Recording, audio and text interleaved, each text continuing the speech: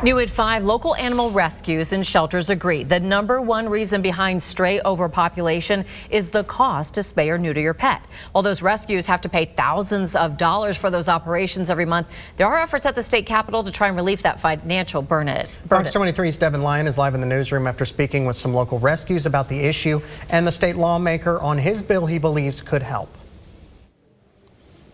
Yeah, the hard truth is, guys, that animal rescues and shelters, most of them are nonprofits, and they rely heavily off of donations to meet those thousands of dollars in spay and neutering costs. However, if spay and neutering doesn't happen, hundreds of more pets could be euthanized on top of the ones that already are due to overpopulation at no fault of their own.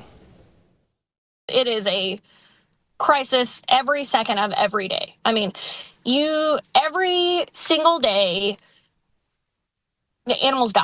I mean, I don't know how it can't be considered a crisis. It's across the nation, right? But areas like Oklahoma, we see it in mass quantity. The overpopulation in our area needs to be addressed. Calling Oklahoma's stray overpopulation a crisis, one that can be answered by spay and neutering. However, that operation can be too expensive or not easily accessible. Diana with Puppy Haven Rescue, which has locations in Tulsa and Bigsby, told me how much they spend on this operation for their rescue. It depends on your vet facility, the animal, the size, all things like that. But on average, I say somewhere around $600 to $900 usually. A couple of years ago, we spent somewhere around $200,000 on spays and neuters. Paige Bowden says at places like her rescue, Skytook Paws and Claws, they could provide clinics to spay and neuter, but they are overwhelmed, booked out for weeks like so many others. That being said, these vets are coming in and doing a very high volume day. Every other Thursday, we do 60 surgeries,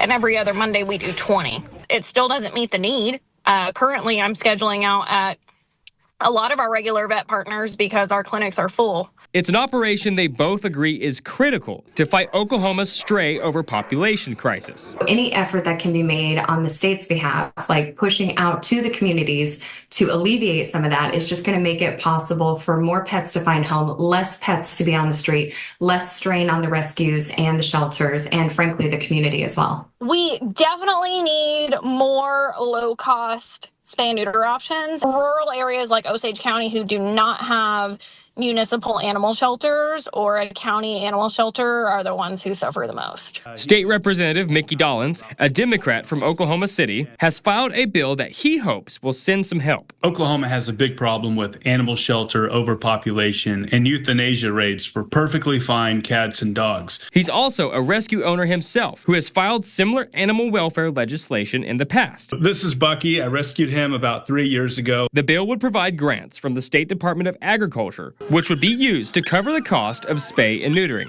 My plan is to get this program in place, and then when we get around to the budget later on in legislative session, I'm going to ask for enough money to be able to fund it throughout the year. And so that's going to be a special appropriation request that I have specifically for this grant program.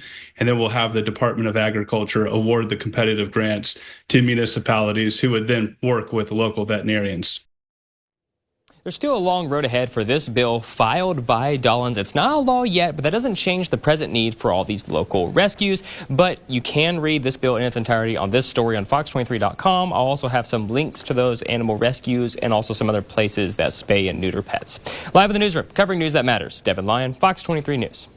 There are some grants out there that do help shelters. Those are primarily driven through city or county bonds that are passed. Some rescues say the stray crisis has simply gotten too much for those smaller grants to cover.